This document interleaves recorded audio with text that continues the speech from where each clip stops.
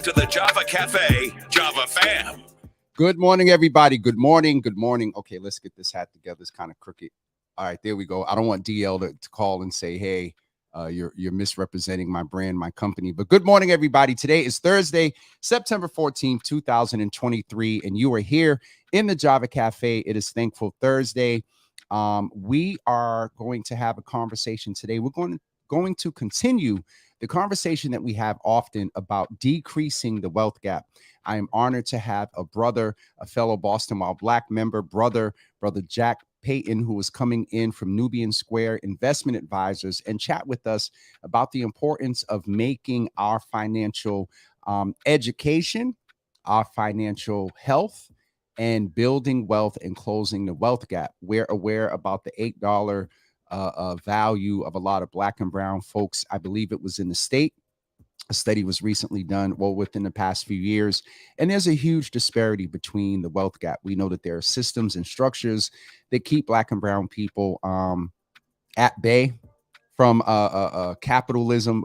I'm not going to get too much into that because I don't want to set this brother up and we bring the fire too much this morning. But it is an honor and it is a pleasure to have this brother here. I'm going to ask if there are any Boston While Black members to identify themselves in as well. Just very quickly, Sharon Cornelius. I felt like I haven't said that in weeks. Good to see you in the room.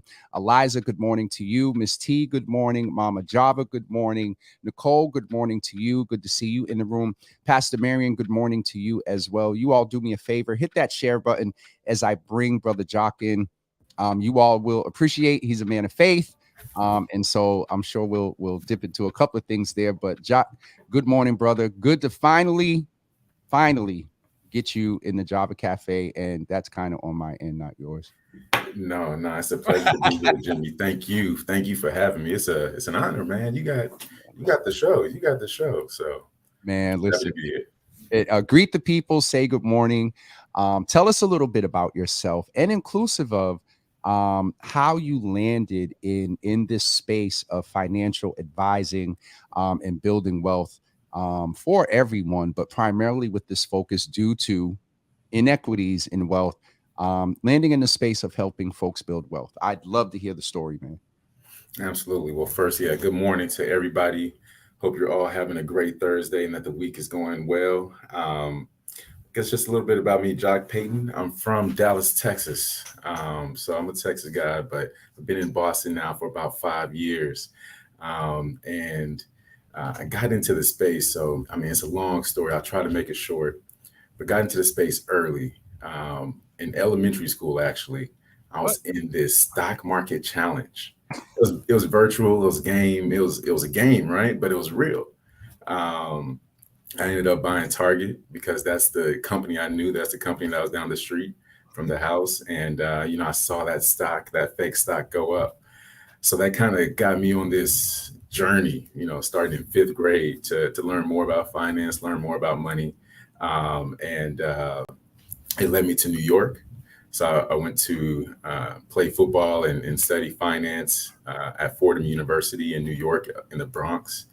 I was in the Bronx for about 6 years, 2 years after school, moved to Brooklyn. But after school, I went into financial technology, and I was helping corporations basically target investors and say, hey, we want those investors as part of our company.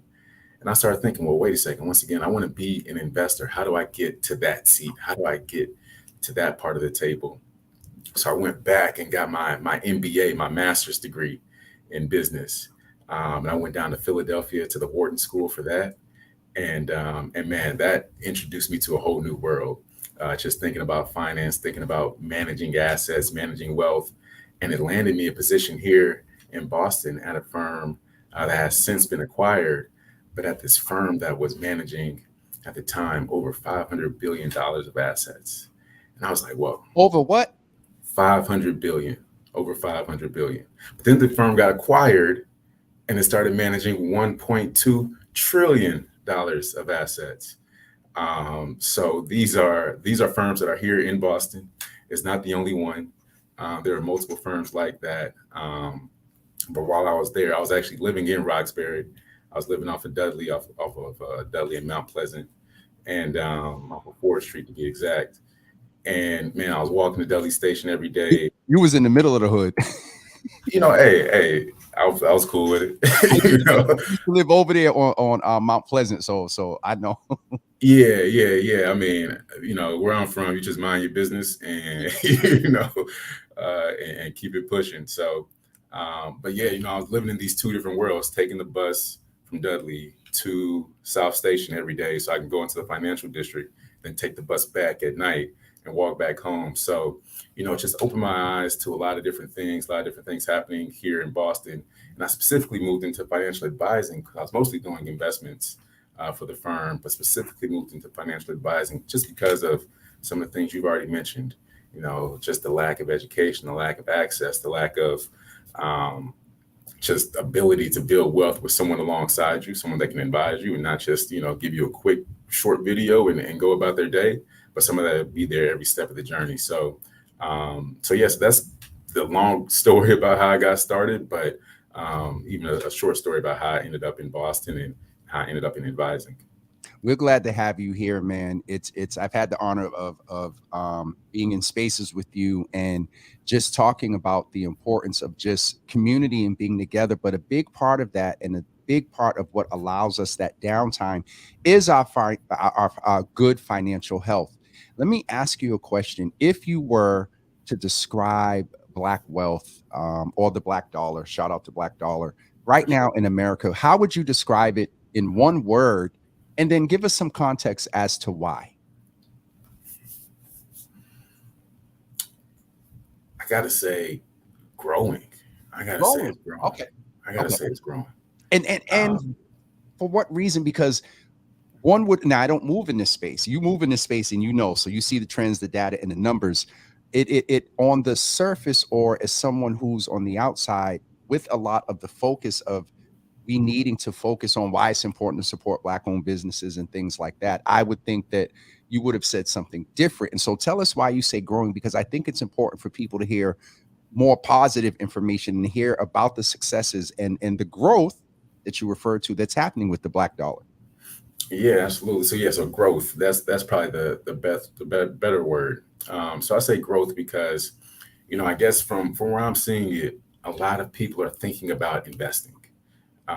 The conversation has come up. It's not a new conversation. Financial education is not necessarily new.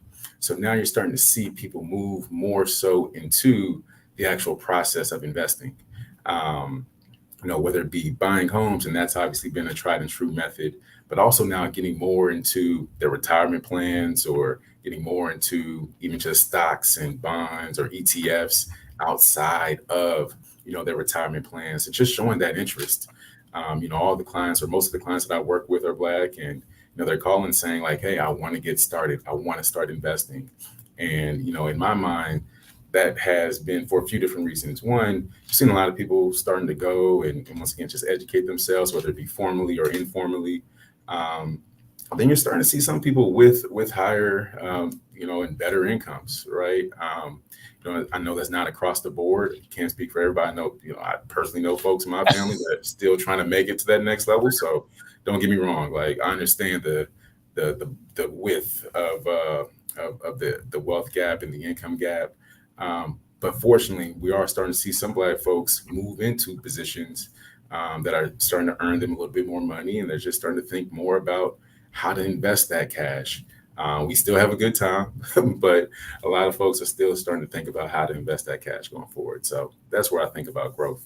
Absolutely. And that's a good segue, because unfortunately there is, and let's just have a real conversation. There is this incorrect perception about Black folks that it's what is it? The quick appeasement versus long-term like investment sometimes. And so Right. I like how you said we still have a good time, but you're talking about investing. How important is it that we prioritize at whatever age? You can talk to young people or older people now. How important is it that we prioritize our long-term investment and think about the long term of our financial health? Oh, I mean, that's huge. If we can think about the long term, it makes it so much easier to start to save today. I know some people are already retired or close to retirement, and they might feel a little bit anxious about what the next 10, 15, 20 years might look like. Mhm. But I always tell people the best time to start investing is today.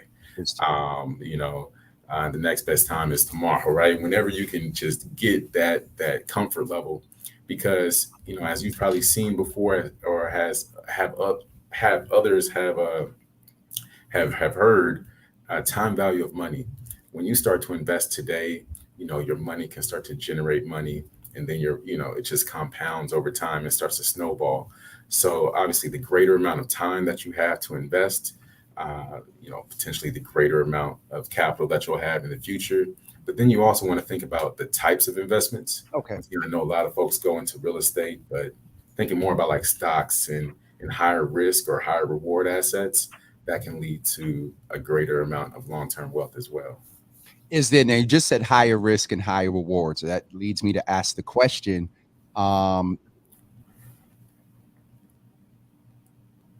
does the possibility of higher rewards automatically mean higher risk? I have to, when you said that, I'm like, oh yeah, so every time. Every time. So the more you have a chance to gain, the more likely it is it's the same sting if you lose. Yeah, everything exactly. It's real. So sometimes folks will come like, I want to make some money, but I don't want to lose any. I'm like, all right, well, we're going to take very little risk. We're basically going to be able to put you in some government securities that are backed by the U.S. and they'll just pay you some interest, right? Okay. So there are those options. Don't get me wrong. There are those options to take very little risk. Take safer risk. Exactly. Versus high yield, high risk. Right. And some of those right now, like money markets. Yep. Those are doing like 5%. The high yield savings accounts, some of those are doing like 4%. So I know it's not a huge amount, but it's still earnings with basically taking almost no risk. But yeah, as you kind of move along the risk spectrum, it kind of goes from money markets and bonds and savings accounts to thinking more so about real estate, which is kind of in between because you're still taking some risk, but obviously it's getting some returns on a monthly basis if you do have rental income or something like that. Okay. But then on the high end is thinking about equity investments. And that's the stocks or the private businesses that can theoretically get you unlimited upside, but they could also go bankrupt and lose, everything. But that's very, very much on the risky side. Microsoft, Google, Apple, those are the companies that probably won't be going bankrupt anytime soon. Let me ask you this. Teresa is saying younger people generally go for higher risk investments. Is that true? They're willing to take. Well, I have some context there, but go ahead. You're the professional. You answer. No, I mean, we all like to take a little thrill when we're younger, right? But then you get those bills. You're like, you know what? Maybe I need this money next month. Hold on just a little bit longer. Yes, sir. You get those bills. You get I have one son, a 2-year-old. I love him, but he's also a walking bill.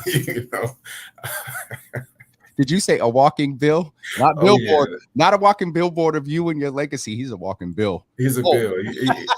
Kids cost money, especially here in Massachusetts, right? Kids cost money. So, that once again, love them, do that. But, those are all things that we have to think about now on a monthly basis, on an annual basis, as we start thinking about how much cash we're going to need to spend. But, younger folks sometimes don't have all those different bills, right? Exactly. So they can take a little bit more risk. And then they also have time. Once again, that time factor is on their side. So they have the ability to invest and take some of those lumps along the way, but stay invested over the long term. And eventually those lumps even out to hopefully some long-term gains. Let me ask you this. You mentioned your 2-year-old son, and in a lot of the financial sessions that we've had here in the Java Cafe and just being around folks like you, I've heard of the Roth accounts, if I have that right. And typically, if you start that with or you set something up for your child, actually, I've heard also the other piece about you can make you have your own company, you can make your child an employee, and they can generate like can we talk a little bit in layman's terms about those two things? And then I definitely want to get into the services that you offer and how folks reach you, because this is definitely something that's important. And there I've had a few folks on that move in this space, and so I people have options. And so can we talk about that Roth piece, and then also the employee, if you have a business and you have a child, you can almost kind of not write them off. You can generate income for them, and it's you go ahead and explain it. I'm sorry. No. I'm gonna be learning something as well. No, I know exactly what you're talking about. So the Roth, there's a traditional IRA and 401k. What is an IRA? Let me ask, so we can break these because in different finance, medicine, youth work, we have these acronyms. So an IRA is right. a individual retirement account. Okay. Yep. Individual retirement account is basically if you want to invest outside of your workplace retirement account. So Okay. if your workplace has a 403b or a 401k or a 457, those are your workplace retirement accounts, and you can contribute $22,500 into those accounts every single year. The IRA allows you to contribute up to $6,500 on an annual basis. Now, what you can do is have a traditional IRA, individual retirement account, or a Roth. Okay. And the difference is a traditional IRA is going to be pre-tax.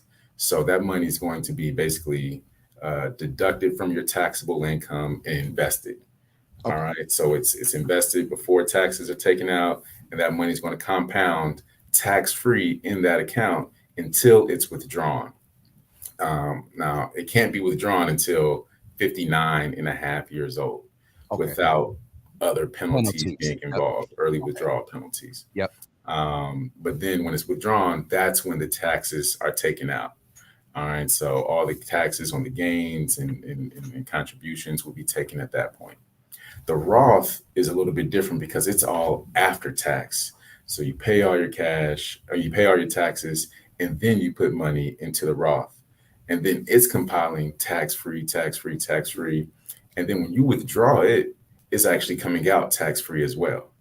So you're able to withdraw it still at 59 and a half if you want to avoid penalties. So, it is a great vehicle because it gives you access to cash. You don't have to worry about paying taxes at a later date. You should be set for retirement, especially if you're investing for a kid for that long. Yep. But but once again, that's a long time to keep that cash held away. Okay. Especially if it's for a child that might need that cash for something in between time.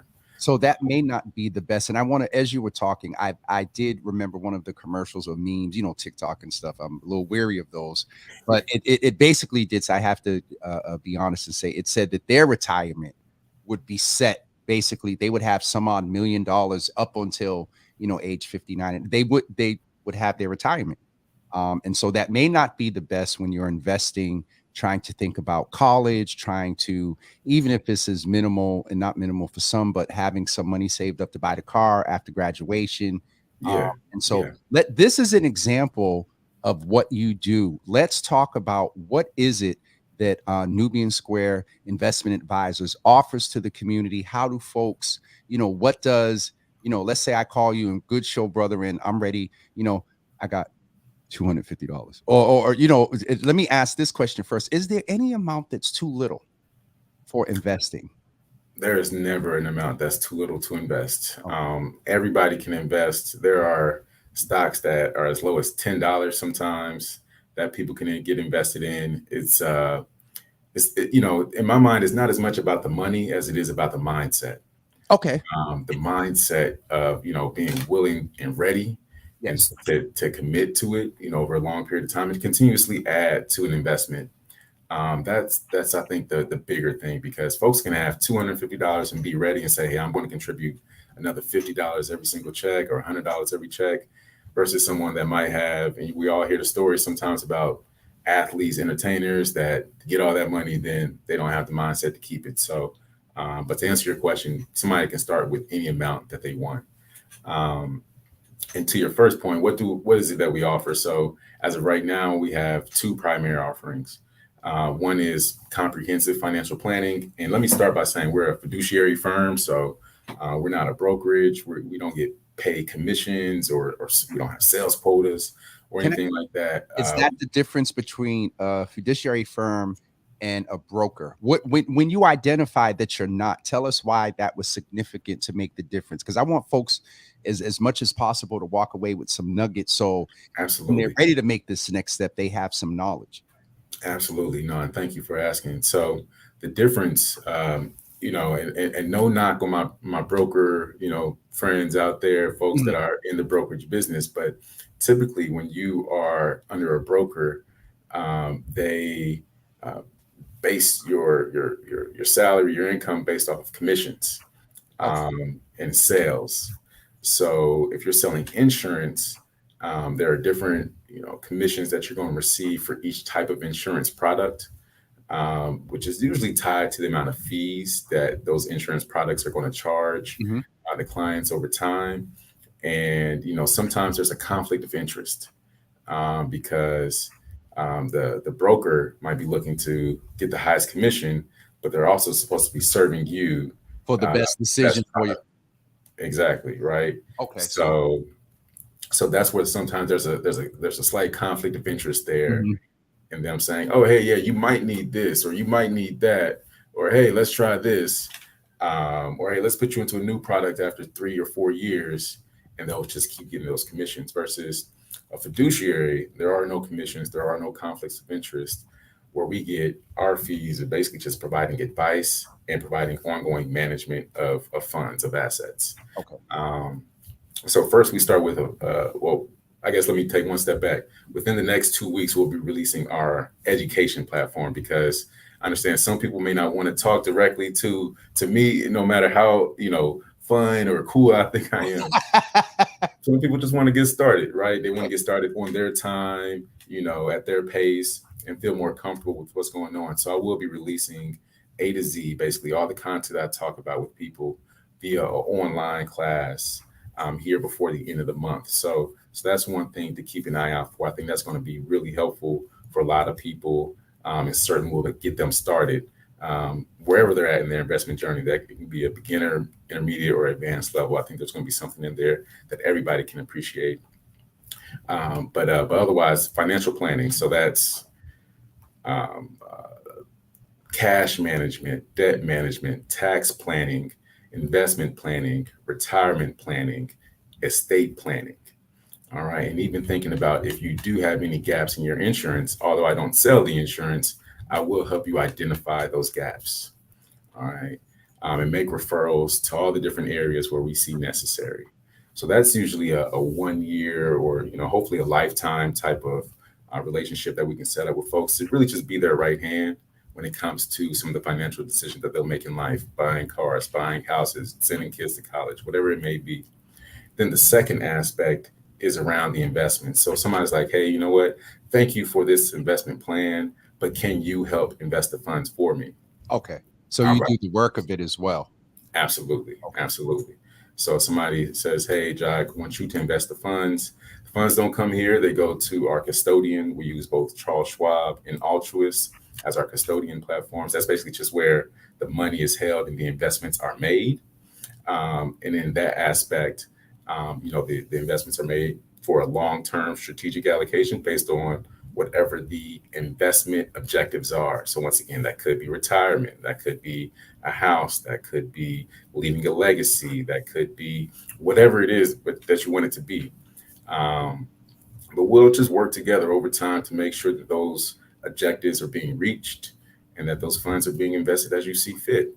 And yeah, that's a high level. And once again, on the investment side, it can dive into a lot of really interesting areas. One area that we're really specifically excited about is around impact investing, investing in Black and Brown businesses, investing in ways to accelerate the closing of that wealth gap.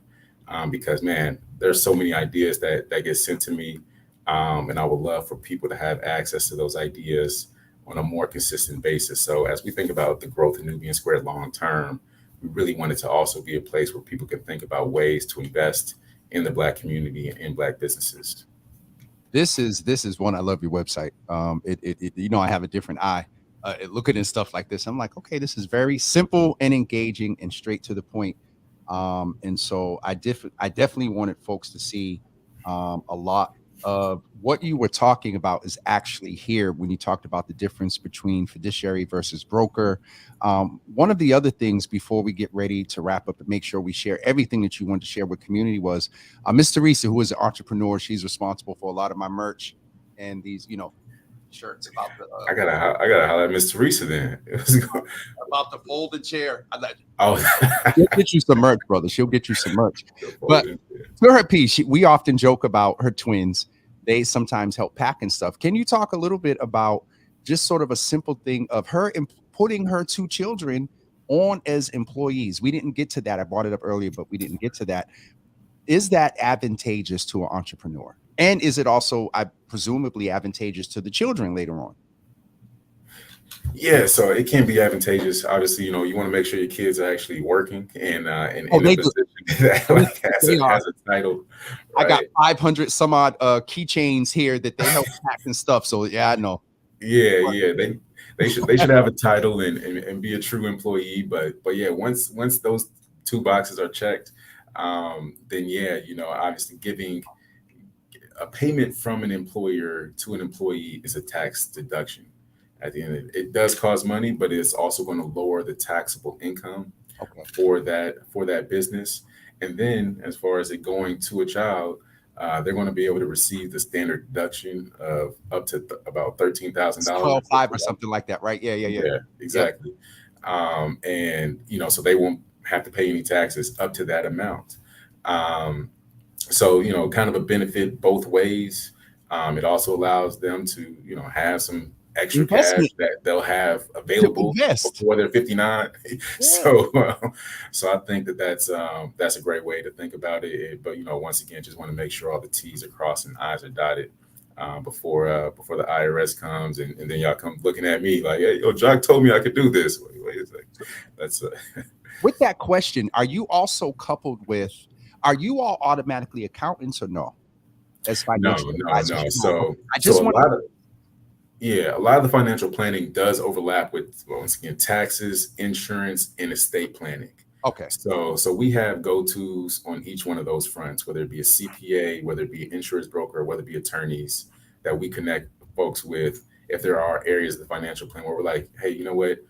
Here are some of our recommendations, but to implement these strategies and actually prepare these taxes, you might want to go work with a CPA. Or you might want to go talk to this insurance broker if you need some life coverage, or you might want to talk with the estate planning attorney. Now that we've identified the will and the trust and what might go into it, we'll actually need somebody to draft those papers. So yeah, so we work with all the relevant parties to get everything done for folks. Absolutely. Miss Teresa said, I'll put y'all in contact. She said, I sure will merch you up. Jimmy, give him my info. Please, I got to get the chair. I got to get it. That's going down in that's an artifact. I got about 7 or 8 shirts. I got Harriet passing the chair down. I got Martin Luther King on the monument. He holding the chair. Oh, she'll hook you up. She'll hook you up, brother. Listen, is there anything that we did not get to highlight and share either about you or about Nubian Square Investment Advisors? I did just put, for folks that are watching, there is a hyperlink to the website. And if you go there, there is a section at the bottom where you can schedule a consultation and just have a conversation. No amount is too little. But is there anything that we missed, Jock? I guess there's one thing I want to shout out. Coming up, and the dates aren't set yet, but did just get my first city contract with the city of Boston.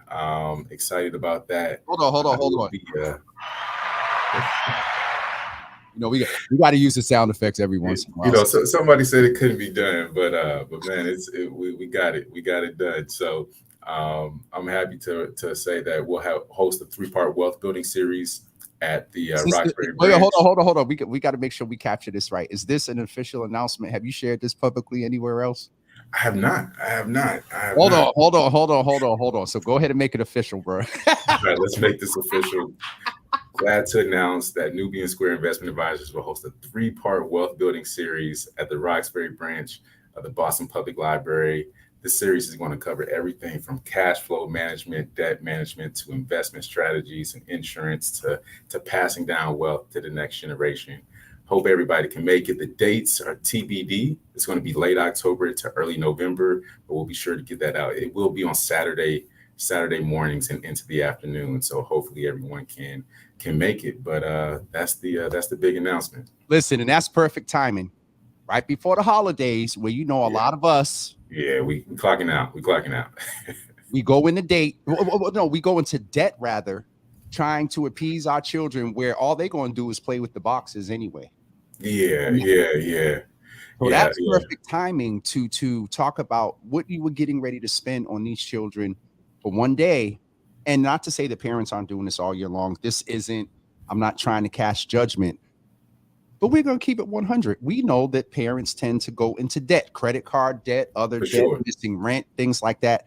For that smile on Christmas morning. And so the timing of this, I think, is most apropos to just say that if you're going to spend $500 on the toys, give me $250 and let me flip that for you, where a few years from now it might be $25,000. It could be. So yeah, I'm excited about that. Excited to get the details ironed out. And then secondly, we moved into a new office. So I have an office now. It's not in Nubian Square. I wanted it to be. Let me say that first. Oh, hold on. Because when I read the thing, right, and it said where you were, I said, oh. Man, I'm it's real. It's coming. I'm where an office is located. All right. I don't know if there's any offices in Nubian Square right now, but I looked far and wide. I was walking all around, knocking on doors. But it's just me right now. So I didn't need a huge space. I definitely didn't have the budget for a huge space. So yeah, I'm over here in Coolidge Corner, y'all, off the Green Line. There's the train stop right across the street. It's not too far from Nubian Square at all if you're driving. So do want to invite folks to come out and say what's up. I bet have lunch. It's not too far from Nubian if you're driving. If you're on the train, it's going to be a couple transfers. It's going to be actually there might be a bus. I need to check on the bus, but that's another conversation. I think the 66 goes through there. Okay. I forgot the name of the street. So there is a straight shot from Nubian Square to Coolidge Corner. There definitely is. But no, Jock, I appreciate you, man, coming in and sharing this. I hope, one, you're going to get some merch. I'll hook up you and Miss Teresa. And two is that this is, we at least once a month, every other month, there is somebody talking about financial wealth and the wealth gap here in the Java Cafe. And so, and Anissa said I was right. It is the 66 that will get you to Nubian Square Investment Advisors. But also there is the virtual option. You can, again, go to the website as we have highlighted here and hyperlinked. And I'll actually put it, well, folks can see it here. It's hyperlinked. So just click it and go and schedule yourself a consultation with Jock. Again, good, upstanding brother, has a lot of good Christian values, very open about that in his bio. And I just really appreciate just the willingness to break down some of the things you did in layman's terms, because we get in these spaces and we start talking our stuff and folks are like, yeah. And so I walked away with understanding what an IRA was. I walked away with understanding the difference of a Roth, and hopefully parents did too, because that Roth isn't going to help them with college. That's after college. And then when they get their kids or grandkids ready for college. Yeah, exactly. So, I appreciate you, sir, for coming in. I'm sure we'll be seeing each other soon at one of the Boston While Black events. Shout out to all the Boston While Black folks that may be in or watch this after. I definitely put it up in the app. So I'll go put the link after so they can watch it after. Because I appreciate it, man. I appreciate everything that you were doing, Jimmy. Definitely inspiring just to see your work, and want to say thank you for having me on, and yeah, looking forward to running to you around the city. So absolutely, but get us the dates and materials. Get those to Anissa, and we'll get the info out for you for the financial classes for those Saturdays in October and November. We'll definitely pump that out. Perfect. I appreciate that. Thank you, brother. Man. Appreciate you, man. Absolutely. We'll talk. Yes, sir. Have a good one. Folks, if you came in late, or go back and kind of look, because this brother broke down some some very interesting information as it pertains to decreasing the financial wealth gap. Y'all pray for me. They done stole. I got the speakers replaced, but now the headphones act like they don't want to do what they're supposed to do. So anyway, please check him out. Again, the website is highlighted and hyperlinked right here. Listen, programming update. I shared with you all for the past few days, about a week or so, maybe a little bit more. Mayor Wu was scheduled to come in tomorrow morning at 9 a.m. I got a phone call yesterday, and she's a mom. She has some obligations to her children. And she would be mobile in the car. And if you all have watched the mayor when she's in the car before, team don't like it. Her team, me and my team, she don't like it because we can't really converse because internet and stuff like that of the signal. And so we are looking at moving that to either next week or, as the mayor is usually scheduled for the first Wednesday in October, having her on the 25th or the 27th and then bringing her back the next week. I know some folks would say, hey, as much time as we can get to talk about the issues, but from a programming standpoint, I'm like, if we're going to do that last week, we might as well wait till the first week. So we're waiting to hear from the administration. Shout out to Phil. Anissa and Phil are in touch now to figure that out. But I said all that to say that in place of the mayor, tomorrow at 9 a.m., Carlos Enriquez, and hold on, because y'all know I like to have men and women when we talk about these different subjects to have balance. Hold on.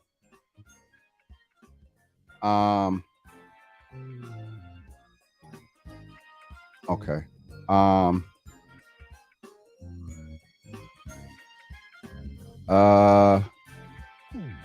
right.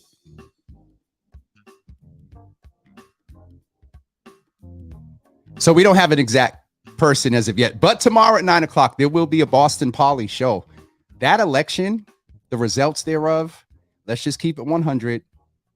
Ricardo and Kendra both take accountability for some things, but we can't deny the fact that two of the most vocal people on the council, some of the ways that they were portrayed in legacy mainstream media were huge contributing factors to the results of Tuesday. Don't agree? Agree a little bit? That's my opinion. And so we're going to continue to have this conversation tomorrow at 9 a.m. What is the impact on the council? What is the relationship of the new people coming in? John Fitzgerald. Remember him from the Menino administration. He's younger than Frank Baker. What is his values? It's not only about the district when it's district races. The district councilors with the at-large also vote on the budget, introduce legislation. They're assigned to committees. We went through all this last year with the committee stuff with Ed Flynn and the deals and stuff that were made in backroom and all this other stuff. We got to pay attention. So I have to say congratulations to Enrique. And also, I don't know who the person was. I know Enrique. Congratulations to him for being the new District 5 counselor, and a couple of other folks that won as well. Don't forget the at-large is taking place. I believe it's on November. Hold on. It was September 12th. I want to say November 6th or November 7th. Hold on. November 7th. And we're going to figure out how to have a conversation with somebody. And I'm working on some stuff with Gen Unity and a few other people to talk with these at-large counselors in a more intimate setting. But all of this to say that tomorrow at 9 a.m., he hasn't been in a while. And we're going to reach out to some other folks to talk about the impact of what happened on Tuesday, some forecasting, and definitely some Boston Poly opinions. All right. That's it for me this morning. Thank you all for tuning in. We will see you again tomorrow morning. Today is not my Friday. We will be back tomorrow morning at 9 a.m. to talk about Boston Poly. A few folks have also reached out about Saturday. Right now, based on the weather report I'm seeing, they are predicting a little 50% chance of rain on Saturday, and that 50% chance of rain on Saturday is at 6 a.m. Nowhere near 3 p.m. So right now, there are no plans to change or cancel anything. If so, please be sure, check your emails, and Anissa and the team will reach out to you. Also wanted to say shout out to Anissa and Anthony, who was a panelist, and the Davis system, Richie, Asia, and everybody, Tron, that was at the New England Aquarium last night. We did cocktails. We did cocktails and conversations this year. Last year, it was cocktails and coastlines. But great event. Shout out to Brother Walk that was there with me as well. Great event, great conversation. Joey from Women of Color Harbor. I know I don't have that right. Anthony from the Coalition for a Resilient and Inclusive Waterfront, and also Luz from the New England Aquarium. A great event, a great event. Miss Teresa, I see your note. Yes, I will. And speaking of the waterfront, we're off the Spectacle Island this afternoon. I was looking at the weather. I'm like, I'm not getting stuck out on no boat and on the crazy seas. But we'll probably go live from there a little bit this afternoon after about 5 p.m. All right. That's it for me this morning. I will see you. I know, Miss Teresa, it's indoors, but you know how we are with rain and stuff. So, all right, folks, that's it for me. We'll see you tomorrow morning at 9 a.m. with Carlos Enriquez, and also preferably, y'all know I like to have men and women balanced, so it's just not a bunch of testosterone on here talking about the issues. And so we'll have an update of who's going to come in as well tomorrow. I'm in conversation with the team right now via text. All right, that's it. I'm definitely off, definitely done. And we'll see you tomorrow morning at 9 a.m. Have a great Thursday, everybody. Be thankful, as today is Thankful Thursday. Remember to be very intentional about your gratitude. Newt, look who Johnny come lately. Hi, Newt. I love you, brother. We will see you tomorrow morning at 9 a.m. But as I was saying, remember to be intentional about your gratitude. Often so many things come in to fight our gratitude, to make us sometimes feel not that we're ungrateful, but it's harder maybe to recognize why we should be grateful, because so many things are just fighting us. Remember to fight for your gratefulness. And Belinda will you just didn't say nothing. I'm surprised Mama Gina didn't say hi, Newt. I'll be calling people out when they don't be commenting. Hi, good to see you in the Java Cafe. Belinda, we're going to talk with Miss Teresa about that. She has a whole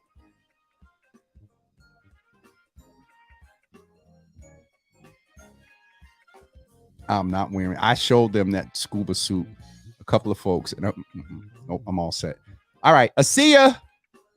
Oh, let me cover this real quick. And Anissa can attest. So Facebook is interesting. Every once in a while, they'll send me a notification that says, oh, these are your top fans, and this is da-da-da. I don't know how they do it. I get top fan badges from rooms and stuff I'm in once a week, twice a month. So the algorithms choose that. Anissa went in, took the info, and just made that graphic. So Anissa, definitely one of the frequent flyers, charter member. Good to see you in the room, sister. Also, yes, they are soon come. Newt, for the Scully, the Java with Jimmy Scully's. Me and Miss Teresa talked about. She got a whole machine that just does the little Scully piece so it doesn't melt the nylon in the hat. See, we've been talking about it. We gonna work on it. Yes, we will see folks on Saturday. All right, I'm getting off of here because y'all know I'll stay in these comments, and we'll be another 20 minutes. Only 1 hour for UCB folks for your points today. All right, folks, we'll see you tomorrow morning at 9 a.m. for the Boston Poly Show with Carlos Enriquez and another guest as well. Thank you all very much. Peace.